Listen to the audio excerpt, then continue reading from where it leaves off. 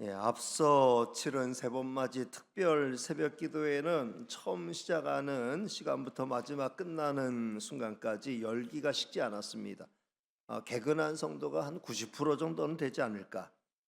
처음부터 꾸준하게 많은 성도가 올라와서 열심히 기도했습니다. 몸만 올라온 게 아니라 마음과 정성을 쏟아 기도하는 진정성을 확실히 보여주었습니다. 그런데 일주일이 딱 지난 지금 새벽 기도에 출석하는 인원은 정확히 특별 새벽 기도회 이전으로 돌아갔습니다. 특별 새벽 기도회의 열정이 이렇게 빨리 식은 것에 대해 다양한 해석이 가능합니다. 억지로 참석했었구나. 아니면 은혜가 없었구나. 아니면 요즘 심신이 매우 피곤하구나. 아니면 살만하구나. 아니면 그렇게 간절한 것은 아니구나 등등. 다 다양한 해석이 가능하지만 한 가지 꼭 유념해야 할 것이 있습니다. 지금은 확실히 기도해야 할 때라는 것입니다. 지금은 영적인 위기입니다. 마귀는 우리의 마음을 막 흔들어 놓고 있습니다. 세상의 복잡다단한 일에 우리의 마음을 붙들어 매고 있습니다. 여기에 우리의 마음을 빼앗기면 기도하는 일에 집중할 수가 없습니다. 저는 지금의 상황이 바로 이런 상황이라고 판단합니다. 마귀는 우리로 기도하지 못하는 환경으로 몰아가고 있습니다. 성도 여러분, 우리가 세상 일에 마음과 몸이 바빠서 기도하지 못하게 되면 어떻게 됩니까? 마귀에게 빈틈을 내어주게 됩니다. 마귀가 노리는 때는 우리가 기도하지 않고 영적으로 방심하게 되는 때입니다. 마귀는 이 빈틈을 여지없이 파고들어 다양한 시험거리를 양산해내고 맙니다. 그 결과 우리는 영과 육으로 더욱 피곤해지게 마련이지요. 성도 여러분, 다시 강조하지만 지금은 기도해야 될 때입니다. 아직 코로나가 완전히 종식된 거 아니죠? 우크라이나와 러시아의 전쟁은 아직 끝나지 않았습니다. 미국과 중국을 중심으로 벌어지는 경제전쟁은 시간이 갈수록 치열해지고 있습니다. 북한은 여전히 위협적인 살상무기들을 실험하고 있습니다. 이것은 외적으로 드러난 현상이고 내적으로는 심각하게 병들어가고 있습니다. 사람들의 마음은 점점 더 하나님께로부터 멀어지고 있습니다. 전도의 문은 꽉 막혀 있습니다. 반면 전도에 대한 교회의 열정은 많이 식어버렸습니다. 그리고 우리의 희망이기도 한 다음 세대는 점점 더 세상에 대해 절망하고 있습니다. 따라서 지금은 그 어느 때보다 하나님의 은혜가 필요한 때입니다. 하나님의 은혜를 힘입기 위해 우리는 하나님 앞에 나와 기도해야 합니다. 새벽 기도회 그리고 3일 기도회에 마음을 쏟으면 좋겠습니다. 기도의 열기가 다시 회복되기를 간절히 소망합니다. 계속해서 기도하는 성도들 되시기를 주님의 이름으로 축복합니다. 우리 히터는 꺼주시면 좋겠습니다. 오늘도 우리는 우리를 향한 하나님의 뜻을 찾아 나서기를 원합니다. 오늘 본문에서 우리는 복된 가정을 이루라는 하나님의 뜻을 찾을 수 있습니다. 오늘 말씀 가운데 복된 가정을 이루라는 직접적인 언급은 없습니다. 그러나 지난 시간에도 그랬듯이 오늘 말씀을 전체로 놓고 판단했을 때는 복된 가정을 이루라는 하나님의 뜻을 확실히 찾을 수 있습니다. 그리고 이를 위한 두 가지 원리를 가르치고 있습니다. 첫째는 자녀는 부모에게 순종하고 공경해야 한다. 그리고 두 번째는 부모는 자녀를 신앙 안에서 잘 교육해야 한다. 이 두 가지가 서로 간에 잘 이루어질 때 하나님의 약속대로 복된 가정을 확실하게 이루어갈 수 있다라고 말씀하고 있습니다. 저는 저와 여러분의 가정이 이런 가정이 되시기를 주님의 이름으로 축복합니다. 자, 그럼 첫 번째, 자녀는 부모에게 순종하고 공경해야 한다라는 말씀 살펴보겠습니다. 자, 1절 말씀을 같이 읽겠습니다. 시작. 자녀들아 주 안에서 너희 부모에게 순종하라 이것이 옳으니라. 아멘. 자녀가 부모님의 말씀에 순종하는 것은 지극히 당연한 일이지요. 세상의 모든 부모가 다 자녀가 잘 되기를 바랍니다. 따라서 자녀에게 도움되는 일을 말하지 자녀에게 도움이 안 되고 해가 되는 일을 말하지 않습니다. 여러분도 그렇지 않습니까? 자녀에게 나쁜 길 걸어가라고 가르치는 부모 세상에 어디에도 없습니다. 물론 생활이 매우 어렵고 힘들 경우 자녀들에게 무리한 요구를 하는 경우도 아예 없지는 않습니다. 멕시코 치아파스의 경우 고급 커피 원두의 생산지로 유명합니다. 그런데 가난한 농부들은 학교에 가야 할 아이들을 커피 농장으로 내모는 거예요. 아이들은 커피 농장에서 종일 혹사를 당하며 노동합니다. 가정 경제에 조금 보태면 되죠.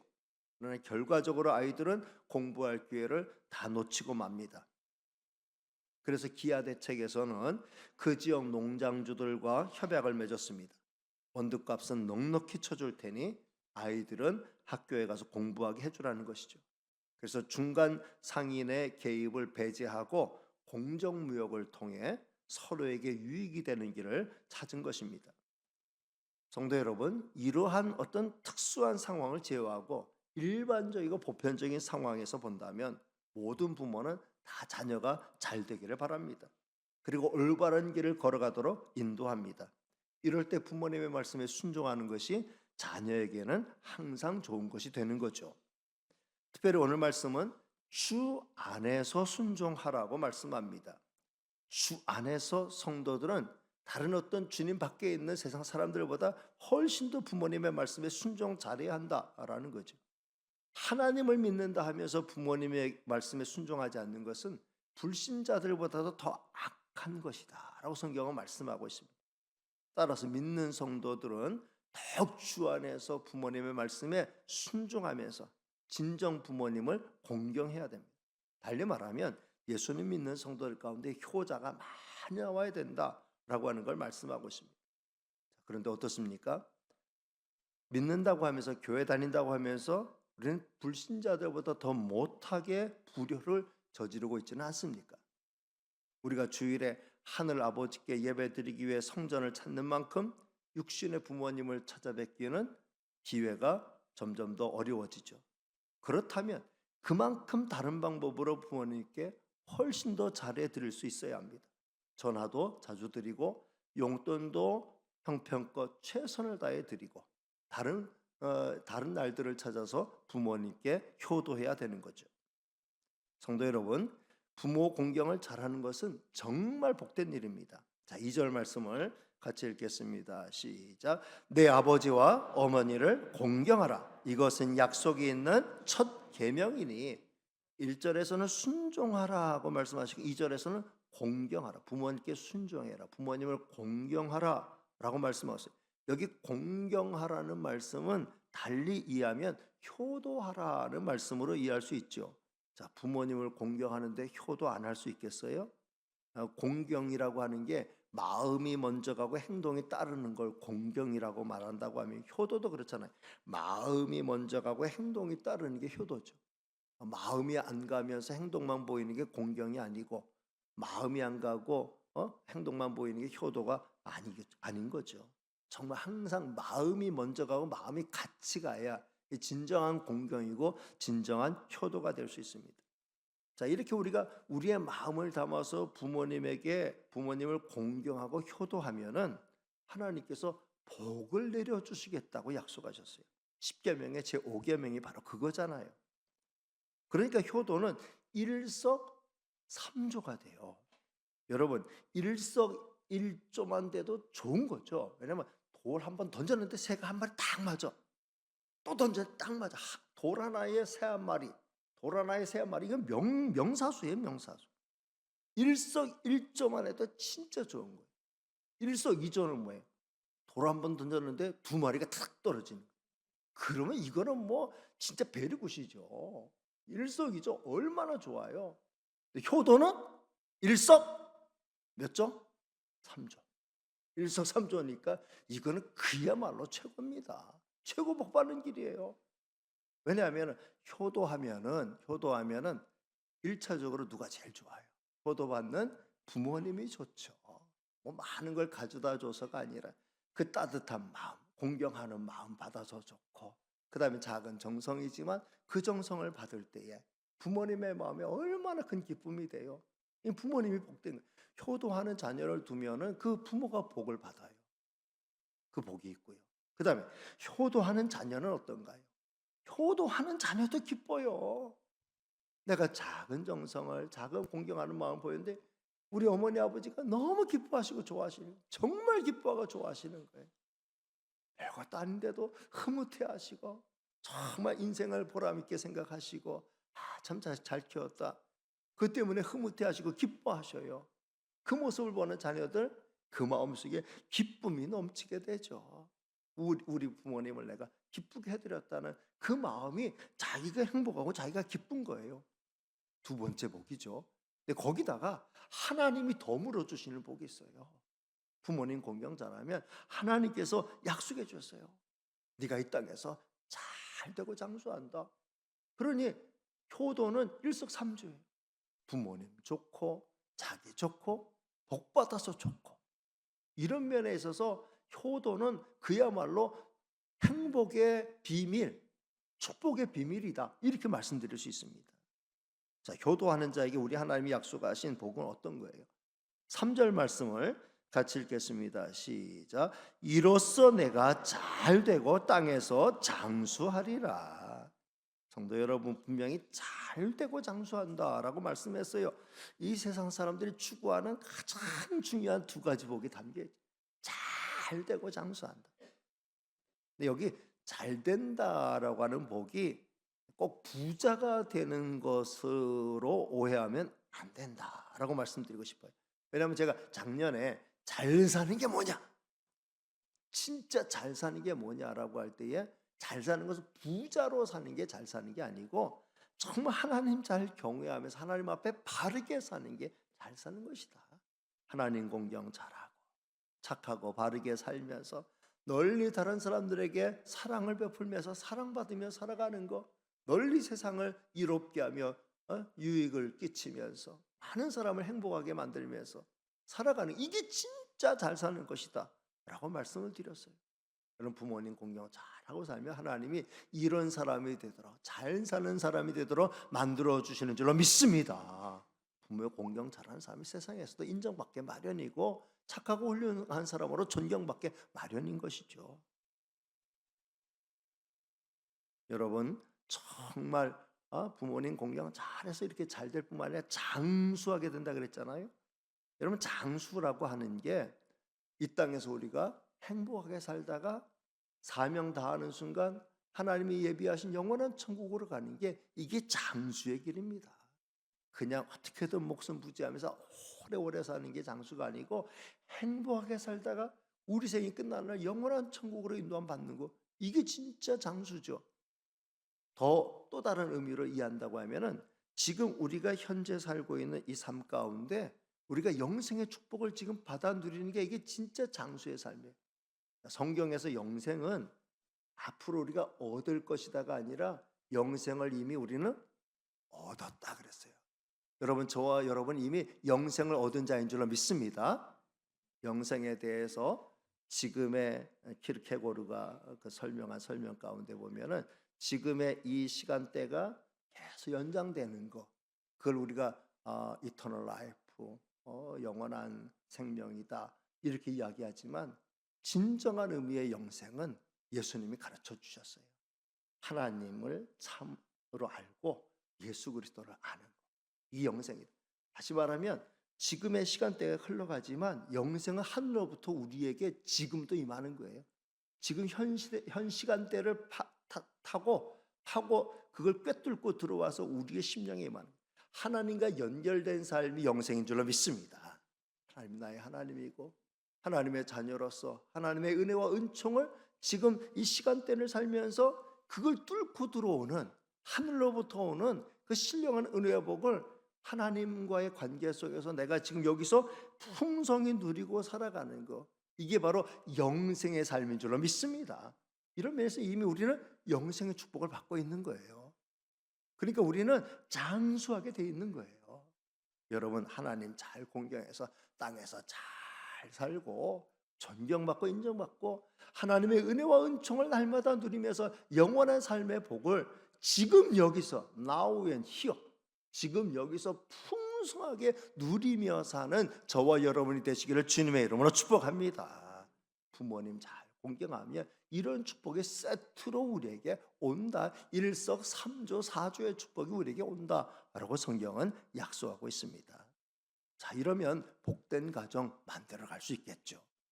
자, 그 다음에 두 번째 주제로 넘어갑니다. 복된 가정을 이루기에 그 다음 우리가 해야 할 일은 뭐예요? 두 번째, 부모는 자녀를 신앙 안에서 잘 교육해야 합니다. 자, 4절 말씀을 같이 읽겠습니다. 시작. 또 아비들아, 너희 자녀를 노엽게 하지 말고 오직 주의 교훈과 훈계로 양육하라. 두 가지를 말씀했죠. 먼저 너희 자녀를 노엽게 하지 말아라. 그 다음에 주의 교훈과 훈계로 양육하라라고 말씀하고 있어요.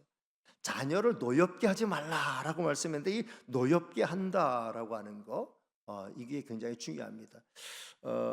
여러분은 다 자녀로서의 경험이 있으시죠. 자녀의 과정을 거치지 않고 어른이 되는 경우는 그 어디에도 없습니다.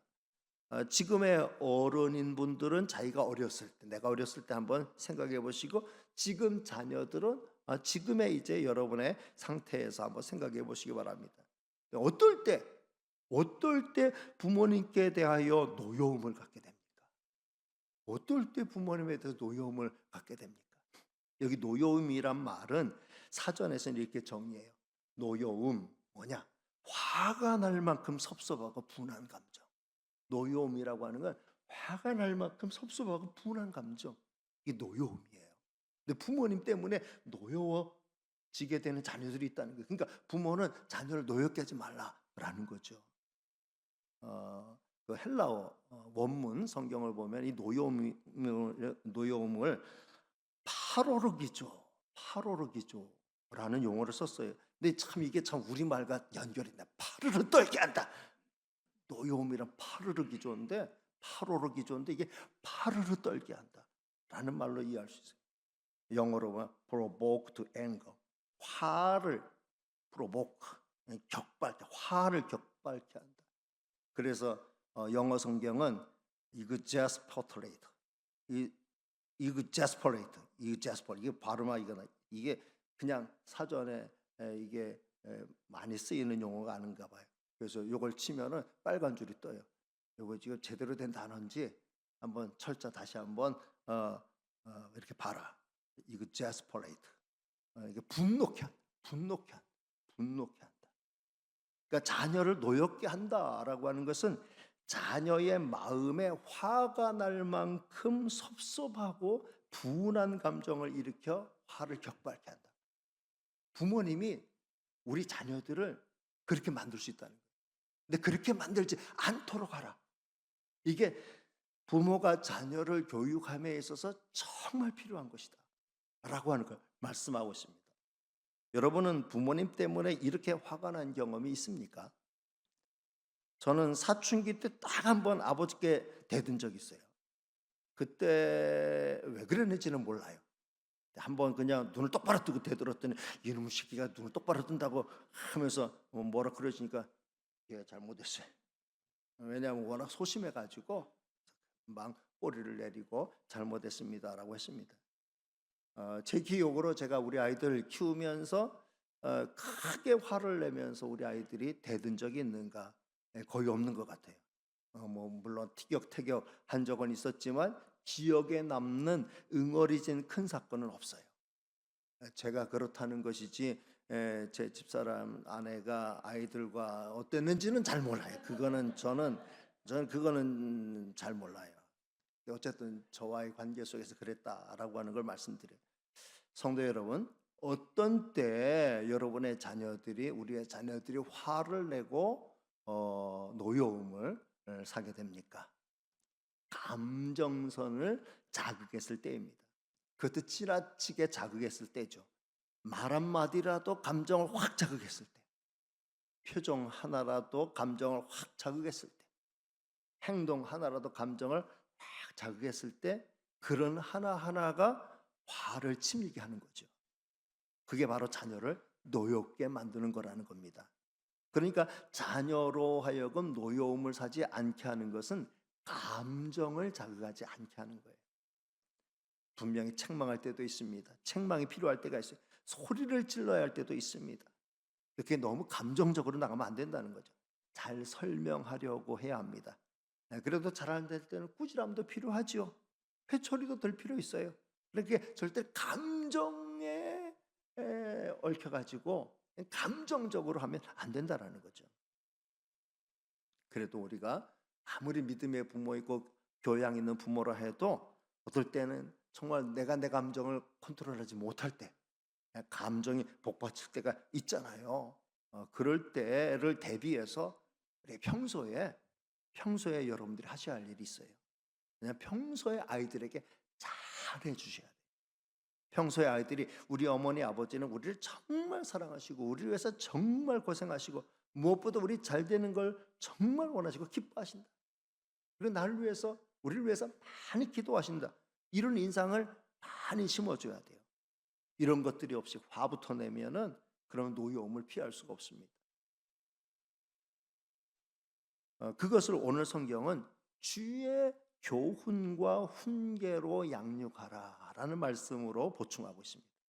이전 개역 한글 성경에는 이 말씀을 주의 교양과 훈계로 양육하라. 지금은 이제 주의 교훈과 훈계로 양육하라. 교훈과 훈계로 양육하라라는 말씀을 이전 성경에는 교양과 훈계로 양육하라 이렇게 되어 있는데, 저는 이전 성경의 그 표현이 훨씬 더 참 이렇게 공감이 가고 우리가 좀 우리 자녀 교육에 그 개념을 잘 활용하면 더 효과적이겠다, 이런 생각을 해봅니다.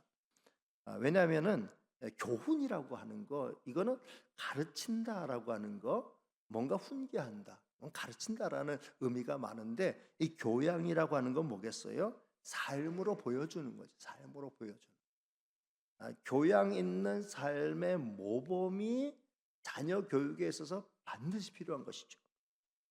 교훈과 훈계는 말로만 되는 게 아닙니다. 그 교훈과 훈계가 먹히려고 하면은 몸소 실천이 있어야 돼요.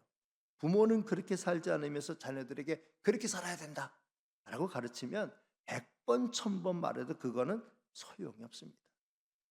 부모가 평소에 본을 잘 보이면 자녀들이 그것이 옳은 일인 줄 알고 자기들이 그렇게 살지 않음에 대해 책망을 받게 될 때, 내가 잘못했구나, 달게 받게 되는 거죠. 절대로 노여움을 불러일으키지 않고 교훈과 훈계의 효과를 보게 된다라는 말씀이에요. 항상 말과 행실의 본이 되는 성도들이 되시기를 바랍니다. 부모가 본이 된다라고 하는 것은 사실 부모가 본이 되는 삶을 산다라는 건 부모 자신에게도 좋은 거죠. 내가 자녀에게 본받을 만한 사람이 된다라고 하는 것 자체가 부모가 바르게 잘 살고 있다라고 하는 것의 반증이지 않습니까? 부모는 본이 될 수 있도록 계속해서 노력하면서 모범적인 삶을 살아가면 그 자체가 복이 되는 것이고, 그런 부모님을 바라보면서 자녀들이 따라갈 때에 그 자녀들에게도 그게 복이 되는 거죠. 이렇게 살면 가정이 어떻게 되겠어요? 이렇게 살면 가정이 천국의 모습을 보이며 살 수 있습니다.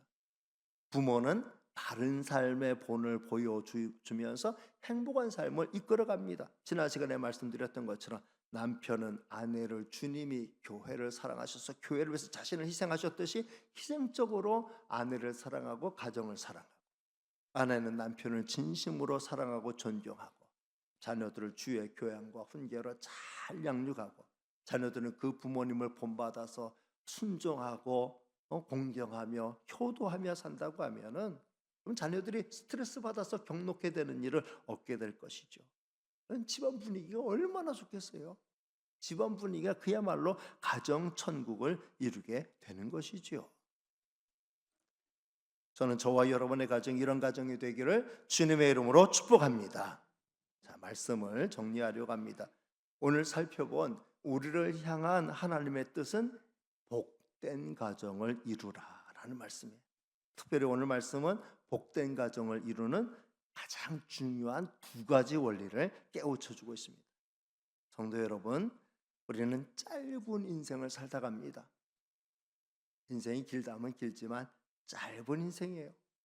짧은 인생, 사랑만 하고 살기에도 인생은 너무 짧아요. 미움과 다툼으로 범벅이 돼서 산다고 하면은 짧은 인생 얼마나 힘들고 어렵고 고달프겠습니까? 이제 봄이 되니까 한겨울에 여기 눈이 막 쌓여 있었고 치워도 주변에 눈이 계속 이렇게 쌓여 있었는데 생각하기를 봄 되면 다 녹아내릴 거야. 어느 순간 보니까 그 눈들이 흔적도 없이 다 사라졌어요. 다 사라졌어요. 여러분, 눈 녹듯이 우리 마음속에 미움과 다툼, 갈등, 그런 마음들은 다 녹아져 내리기를 바랍니다. 서로를 불쌍히 여기고 사랑하는 마음으로만 가득 차게 되기를 주님의 이름으로 축복합니다. 무엇보다 식구들끼리, 가족들끼리는 더욱 그래야 되지 않겠습니까? 그럴 때 가정이 행복하고 그 가정 천국을 이룰 수 있는 거죠. 복된 가정을 이룰 수 있는 것입니다. 오늘 말씀, 자녀는 부모님께 순종하고 공경해야 된다라고 가르쳐 주셨습니다. 효는 축복의 원리이며 행복의 원리예요. 주 안에서 우리는 부모님께 더 순종하고 더 공경하고 정말 하나님의 약속하신 축복, 땅에서 잘 되고 장수하려는 이 축복까지 받아 누리는 일석삼조의 복을 받아 누리는 저와 여러분이 되시길 바랍니다. 육신의 부모님 아직 살아계십니까? 잘 찾아뵙고 또 용돈도 잘 드리고 전화도 잘 드리고 부모님의 기쁨이 될 수 있도록 하루라도 더 웃으시면서 행복하게 마음 편히 흐뭇한 마음을 가지고 살아가실 수 있도록 끝까지 효도하는 성도들이 되시길 바랍니다. 그리고 여러분의 자녀들이 여러분에게도 효도하는 자녀들이 되시길 바랍니다. 부모님이 효도할 때 자녀들 그대로 배우게 되겠죠. 그러면은 나도 이제 효도해서 부모님 기쁘게 해드려서 부모님이 복받고 나도 복받고 하나님이 약속하신 복도 받고 내 자녀가 또 효도를 배워서 나에게 효도하니 나는 또 그 복을 받고 또 내 자녀들이 또 순종의 그 복을 받으면 축복이 계속 이어지는 거예요. 축복이 더 크게 쌓여지는 거죠. 그래서 축복의 계대가 계속 이어지는 거예요. 얼마나 좋은 일입니까? 정말 이 효자가 잘 되는 그 효자가 잘 된다라고 하는 걸 보여주는 우리나라가 됐으면 좋겠어요. 불효자가 잘 된다 하면 나라가 망하는 거예요. 근데 효자들이 잘 된다라고 하면은 정말 그 나라는 행복한 나라가 되는 거예요. 이런 행복한 나라로 만들어가는 주역이 누가 돼야 되겠어요? 주 안에 있는 사람들이 돼야 되겠습니까? 주 밖에 있는 사람들이 돼야 되겠습니까? 오늘 주 안에 있는 저와 여러분이 이런 축복의 문을 열어가는 주인공들이 되시길 바랍니다. 여러분의 가정이 행복하게 되고 여러분의 자녀들이 행복하게 되시기를 주님의 이름으로 축복합니다. 그리고 두 번째 부모는 자녀를 신앙 안에서 잘 교육해야 한다라고 말씀했죠. 자녀 교육 가운데 가장 중요한 교육이 신앙 교육이에요. 모든 교육은 이론이 아니고 삶입니다. 신앙 교육은 더더욱 그렇죠. 신앙 교육의 핵심은 지식 교육이 아니에요. 교리를 잘 가르치고 뭔가 좀 하나님의 말씀을 많이 암기하고 하나님의 말씀에 척척 박사가 되는 거, 이게 신앙 교육의 핵심이 아니에요. 신앙 교육은 하나님과 우리 사이의 관계고 삶입니다. 바른 신앙 교육은 그런 면에 있어서 가정에서부터 이루어지는 거죠. 부모는 자녀를 노엽게 하면 안 됩니다. 자녀를 노엽게 하면 그 자녀는 삐뚤어지기 쉬워요. 주의 교양과 훈계로 잘 타이르면서 생활 속에 본이 되는 게 핵심이에요. 그러면 똑똑한 자녀들은 그 부모님을 존경하며 따르게 되죠. 그런 집안은 잘 되는 집안이 될 수밖에 없습니다. 저는 저의 가정을 비롯하여 모든 성도의 가정이 이런 가정 천국 이루시기를 주님의 이름으로 축복드립니다. 자, 지난 시간에 말씀드렸던 것처럼 남편과 아내와 남편과 부부와의 관계 속에서 아름다운 가정을 이루시고 오늘 말씀처럼 부모와 자녀의 관계 속에서 복된 가정을 이루시길 바랍니다. 가정 천국이에요. 그렇게 되기를 위해서 기도를 힘쓰면서 하나님의 말씀에 따라 순종하면서 사는 저와 여러분이 다 되시기를 주님의 이름으로 축복합니다. 기도하겠습니다.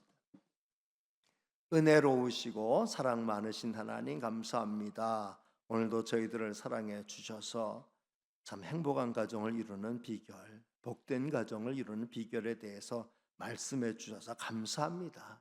너무 쉬운 것이고 얼마든지 우리가 감당할 수 있는 것이고 그렇게 사는 게 잘 사는 거고 얼마든지 그렇게 사는 게 복된 거 알면서도 우리가 우리의 감정을 컨트롤하지 못해서 미련해서 하나님의 말씀에 이 진리의 가르침을 따르지 못하고 우리 스스로 불행하고 우리 자녀들도 불행하고 다 같이 힘들어지는 어렵고 힘든 가정을 만들어가는 어리석음이 있었습니다. 불쌍히 여기시고 도와주시옵소서. 이제 깨우치고 회개하고 마음을 새롭게 하고 하나님 주시는 은혜를 힘입어서 가정 천국 만들어가기를 원합니다. 남편을 아내를 그리스도께서 교회를 사랑하셔서 자신을 주신 같이 하고 아내는 교회가 그 사랑받은 거 감사해서 주님을 공경하며 따르듯이 서로 사랑하며 존경하며 따르는 아름다운 부부 되게 하여 주옵시고 그리고 자녀는 부모님을 잘 공경하고 순종하고 그리고 부모는 자녀를 노엽게 하지 않고 주의 교양과 훈계로 잘 양육함으로 말미암아 화목하고 행복한 가정, 축복이 넘치는 가정, 가정 천국 만들어갈 수 있도록 도와주시옵소서. 같은 말씀 예수님의 이름으로 기도하옵나이다. 아멘.